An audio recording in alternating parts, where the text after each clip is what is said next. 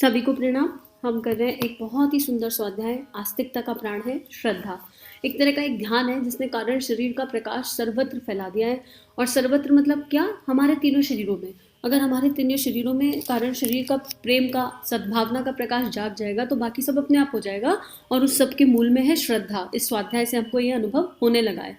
आइए नेत्र बंद करें, गुरु शक्ति का स्मरण करें और उनसे प्रार्थना करें कि अब ये जो श्रद्धा का फूल खिला है इसकी खुशबू अपने आप सर्वत्र महकती चली जाए। एक दिव्य सुंदर कमल के फूल को अपने हृदय में अनुभव कीजिए और देखिए कि उसका गुलाबी रंग, उसका लाल रंग, उसका दिव्य कलर, जो भी कलर आपको अनुभव हो रहा है वो रंग पूरे ब्रह्मांड में गायत्री मंत्र के साथ फैल रहा है और अनंत लोगों की श्रद्धाओं का अनंत समय के लिए जागरण हो रहा है। गुरु शक्ति सभी के हृदय में वो प्रेम का प्रकाश फैला रही है। ओम भूर्भुवः स्वः तत्सवितुर्वरेण्यं भर्गो देवस्य धीमहि धियो यो नः प्रचोदयात्। पिछले स्वाध्याय में गुरुदेव ने क्या कहा? गुरुदेव ने समझाया कि भाई जब हम मोटर से पानी भरते हैं, मोटर चलाते हैं तो पानी ऊपर ऊपर ऊपर ऊपर चला जाता है और उसके बाद क्या होता है, हम ऑटोमेटिकली रीफिल हो जाते हैं। तो जब हम कुछ देंगे तो हम ऑटोमेटिकली रीफिल हो जाएंगे। हम मतलब जब इंसान, अभी आप अपनी ब्रेन को खर्च करोगे, इस्तेमाल करोगे तो ब्रेन घिस घिस के खत्म थोड़ा ना हो जाएगी। बुद्धि खत्म हो जाती है क्या? नहीं होती ना। जितना ज़्यादा आप उस पर काम करते हो उतनी ज़्यादा तीव्र बनती है, तीक्ष्ण बनती है। ऐसे भक्ति भी बढ़ती चली जाती है, श्रद्धा भी, विश्वास भी वो चीज़ें हैं जो बढ़ते चले जाएंगे। तो ऐसे ही गुरुदेव कह रहे हैं कि प्रेम भी वो वस्तु नहीं है, प्रेम एक सद्भावना है, एक भावना है। और जब हम वो प्रेम देते चले जाते हैं और लोगों के भीतर की दिव्यता का जागरण करते चले जाते हैं तो बदले में और प्रेम लौट कर आता है। जितना दिया उससे कहीं गुना होकर लौट कर आता है और एक ऊर्जा का चक्र चल जाता है, एक साइकिल क्रिएट हो जाती है। और वो साइकिल वो ऐसी साइकिल है जिसका कोई एंड नहीं है, क्योंकि वो स्वतः प्रकाशित मणि है। फिर वो उसके लिए कहीं बाहर से कुछ नहीं करना पड़ रहा है, एक स्वतः प्रकाशित मणि के रूप में ये काम होने लगता है। तो कल गुरुदेव यही समझा रहे थे कि अगर हम लोगों के आंसू पहुंचेंगे तो वो यूनिवर्स में वो है और वो यूनिवर्स में जो गया है वो लौट कर आएगा ही आएगा। हमने निष्काम किया है तो या सकाम किया है तो हर हाल में लौट कर आएगा। यहाँ पर एक एग्जाम्पल के साथ स्वाध्याय आगे बढ़ाते हैं। जब द्रौपदी जी को चीर की जरूरत थी तो पहले तो पुकारने पर कृष्ण आए, बिना पुकारे भगवान नहीं आएगा, तो गुरु को पुकार लगाना आवश्यकता है। दूसरा जो है, कृष्ण जी ने पीछे जाकर देखा, बहुत जाकर देखा कि भाई किस कर्म के फल के बदले में यहाँ पर इसकी सहायता की जा सकती है द्रौपदी की, जबकि द्रौपदी उनकी सखा थी। तो क्या देखा, कभी एक बार कृष्ण जी की उंगली में चोट लग गई थी और द्रौपदी जी ने अपनी चीर में से चीर फाड़ कर उनकी उंगली में पट्टी बांधी थी। तो उसके बदले में, और वो निष्काम कर्म था, उसके बदले में कोई अपेक्षा नहीं की थी। तो निष्काम कर्म का फल अपने आप आएगा, वो तो विधि का विधान है कि जो कर्म होगा उसका फल हमें प्राप्त होता ही होता है। इसलिए जितना हो सके निष्काम कर्म करना है। सकाम करेंगे तो फिर उसका पाप और पुण्य दोनों अपने खाते में लौट कर आएंगे। पर अभी हम बात कुछ और कर रहे हैं, तो वापस आ जाते हैं स्वाध्याय पर। गुरुदेव लिख रहे हैं, भगवान के द्वारा बड़ा बड़ा काम होता है, युग बदलने का काम होता है, प्रज्ञा अवतार का काम भी भगवान का ही है। यह इंसान का काम नहीं। इंसान छोटे छोटे मारकाट एवं झंझटों को ठीक नहीं कर सकता, उनकी व्यक्तिगत समस्याएं ही हल नहीं होती। नगर पालिका के अध्यक्ष हैं, अपने क्षेत्र में सफाई का काम ही पूरा नहीं होता। 28 आदमी मिलकर के नगर पालिका की व्यवस्था नहीं संभाल पाते। जिले का डीएम और एएसपी अपने जिम्मे का काम पूरा नहीं कर पाते। फिर इतने तमाम लोगों की तमाम समस्याओं का समाधान इंसान कैसे कर पावेगा? वास्तव में जो काम इंसान के बलबूते का नहीं होता वह भगवान अपने जिम्मे रखता है। भगवान प्रेरणा, प्रकाश और सुव्यवस्था का नाम है। प्रेरणा और प्रकाश के द्वारा उसकी व्यवस्था चलती है। हमारे गुरु हमें प्रेरणा देते हैं, उन्होंने हमें अनुदान दिया, हमारे सामने अनेक साधन रख दिए। आप पूछ सकते हैं कि क्यों गुरुजी हमें ऐसा गुरु मिल सकता है? हम कहते हैं कि आप में से हर आदमी को ऐसा गुरु मिल सकता है, परंतु शर्त एक है, आपकी श्रद्धा। आप इसे ना पैदा करना चाहें और ना आपको इस पर विश्वास हो, आपको चालबाजी और जालसाजी पर विश्वास है, श्रद्धा पर विश्वास नहीं। हमने श्रद्धा पर विश्वास किया। हमारे गुरु के लिए, हमारे लिए हमारा गुरु पत्थर का हो या हिमालय वासी हो, हमने उसे श्रद्धा के रूप में देखा और पाया। वह हमारे आगे आगे चलता है, बातें करता है। पता नहीं, इस स्वाध्याय को पढ़ते पढ़ते बार बार दिल भारी हो जा रहा है और करुणा से, प्रेम से, अनंत अश्रुओं से ऐसा लगता है कि कितनी कृपा है। और ये वाला एग्जाम्पल तो कितना अच्छा है कि हम क्या भगवान का काम करेंगे? हम तो अपनी छोटी छोटी झंझटों से बाहर नहीं आ पाते। एक घर नहीं संभलता, परिवार नहीं संभलता, बच्चा नहीं संभलता, अगर कोई पोस्ट है, ऑफिस का काम है तो वो नहीं संभलता। तो जब हम अपनी छोटी छोटी चीज़ों को ठीक नहीं कर पाते तो क्या हम भगवान का काम करेंगे? युग निर्माण हो चुका है, सतयुग ऑलरेडी आ चुका है, प्रज्ञा अवतार अपना काम कर चुका है, वो तो हमें केवल क्रेडिट देना चाहता है। और उस क्रेडिट में जब जब कृष्ण जी ने गोवर्धन पर्वत उठाया था, तो वो कृष्ण जी ने अपनी कानी उंगली पर उठाया था, लेकिन सबको उस समय ये एहसास कराया था कि उन लोगों ने लाठी लगाई है, सब लोगों ने अपनी अपनी, और वो इतनी सारे लोगों की लाठी पर उठा हुआ है। हर किसी को उसके योगदान का श्रेय अनुभव करवाया था, किसी को ये एहसास नहीं होने दिया कि उनकी कानी पर उंगली पे, उनकी लिटिल फिंगर पे पर्वत उठा हुआ है।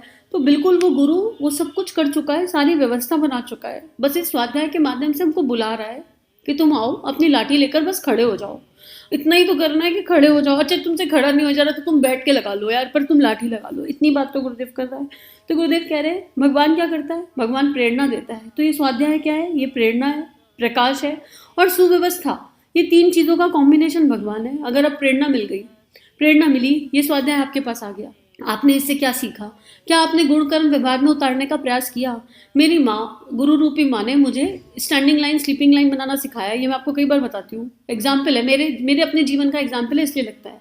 और उसने मुझसे कहा अच्छा मैं कल को फिर आऊँगी, मैं अभी तुम्हारे अंतःकरण में विश्राम कर रहा हूँ, अब मैं तुमको ये सिखाया है, कल मैं फिर आऊँगा, तुम कल तक 500 स्लीपिंग लाइन बनाकर रखना। और मैं वो 500 बनाने का एफर्ट ही ना करूँ, या मैं कहूँ हाँ मैं टाल मटोल करती रहूँ, हाँ 500 बनानी है बना लेंगे, तो फिर लेट हो जाएंगे ना। जब तक मैं 500 नहीं बनाऊंगी, गुरु मुझे अगला काम कैसे सौंपेगा, मुझे अगली चीज़ कैसे सिखाएगा।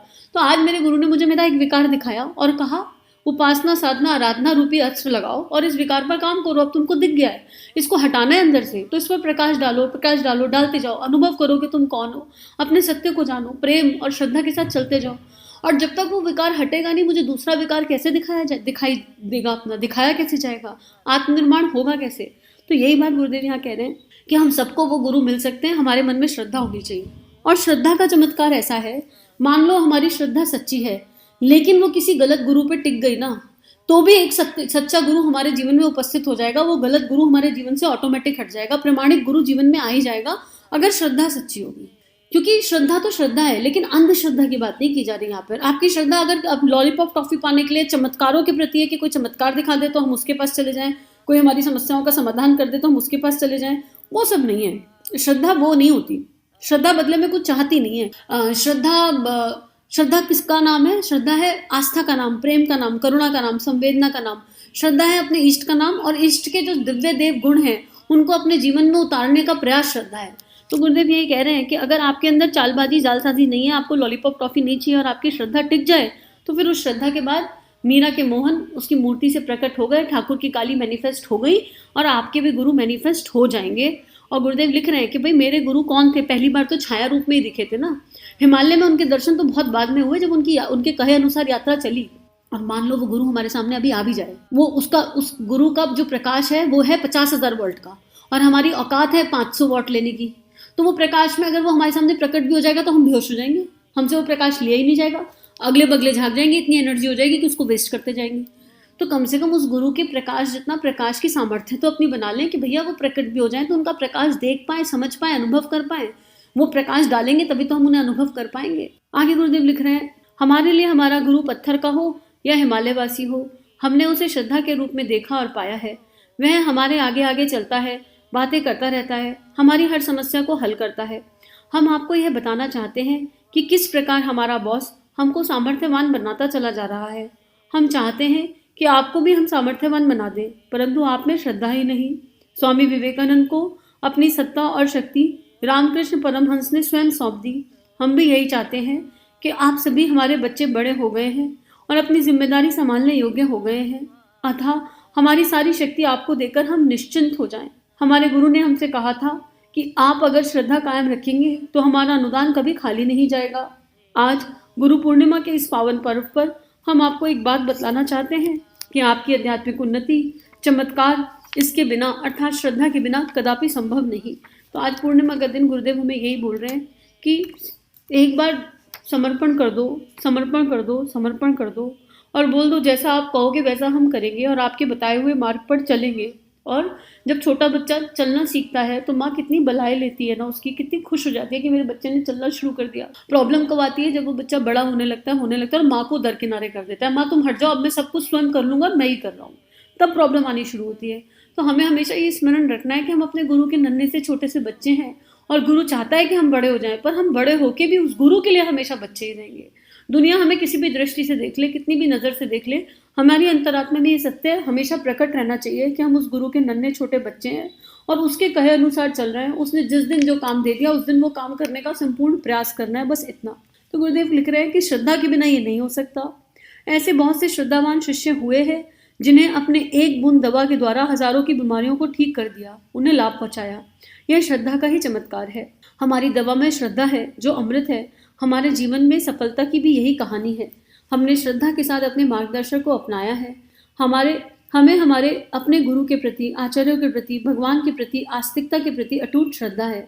हम कभी भी पीछे मुड़कर नहीं देखते, अकेले चलते हैं। हमारे साथ हमारी श्रद्धा और विश्वास चलता है और हम सफल होते चले जाते हैं। यहाँ पर एक बहुत सुंदर लर्निंग है। इस राह पर चलोगे, बहुत सारे यात्री मिलेंगे, बहुत सारे सहयात्री मिलेंगे, सबको साथ लेकर चलना है, अनंत प्रेम देना है, अनंत प्रेम जितना दे सकते हो। और इसमें ये नहीं कि कोई किसी का अच्छा बुरा बनने वाली बात हो। कई बार कोई कठोर निर्णय भी लेने पड़ते हैं। गुरुदेव ने सिखाया ना बोलना पड़ता है, लेकिन चलते चलना है। पर ये याद रखना है कि अल्टीमेटली सबके साथ गुरु रूपी शक्ति काम कर रही है और आप किसी को घोट के नहीं पिला सकते। जिसका जब समय आएगा तब वो जागृत हो जाएगा। मन बार बार करेगा कि जो टॉफ़ी मुझे मिल गई वो बड़ी टेस्टी है, वो मैं अपनों को चखा दूँ, लेकिन हो सकता है अपने उसे खाने को चखने को तैयार ना हो। तो आप ज़बरदस्ती नहीं कर सकते, आप ऑफ़र कर सकते हो, पर आप बाध्य नहीं कर सकते किसी को कि नहीं तुमको तो ये टॉफ़ी खानी पड़ेगी। आप बार बार प्रेम से ऑफ़र कर सकते हो। और फिर ऑफ़र करते हुए अगर आपके मन में ये भाव आ गया, अरे नहीं तो कितनी बार दीदी, ये तो लेते ही नहीं है, तो फिर गड़बड़ा गई गाड़ी, फिर प्रेम नहीं रहा। सूर्य अपना प्रकाश सतत दे रहा है ना, कभी ये नहीं कह रहा ना कि मैं अपना प्रकाश नहीं दूंगा क्योंकि तुमने लिया नहीं। तो बस यही यात्रा है, पीछे मुड़कर नहीं देखना, लेकिन आपके भीतर से प्रेम का, सद्भावना का, करुणा का एक ऐसा झरना बहेगा कि सब ऑटोमेटिकली साथ होते चले जाएंगे। ऑटोमेटिकली जिनको गुरु लाना चाहेगा, साथ कौन होंगे? जिनको गुरु लाना चाहेगा। निर्णय सबके इंडिविजुअल हैं, पर आप किसी के निर्णय को कभी बदल नहीं सकते हो, आपके हाथ में नहीं है बदलना। तो गुरुदेव आज यही कह रहे हैं हमसे, क्या कह रहे हैं कि कोई भी उन्नति चाहिए बिना किसी चमत्कार के हो सकती है, लेकिन श्रद्धा के बिना नहीं हो सकती। तो अपने हृदय में श्रद्धा का बीज जगाएं और आज गुरुदेव से प्रार्थना करें, हे गुरु शक्ति, अगर ये स्वाध्याय हम तक आया है तो हमारे अंदर भी वो श्रद्धा जगा दो कि हम एक कप जल में आपका नाम लेकर एक कप जल ग्रहण करें और दूसरों को वो जल दें, तो उनके भीतर भी वो श्रद्धा का बीज जागृत हो जाए, लेकिन अकर्ता भाव से। इतनी बात। आज के लिए स्वाध्याय समाप्त। हम सभी का जीवन गुरु तत्व के, गुरु शक्ति के दिव्य सूक्ष्म सानिध्य में मंगलमय है।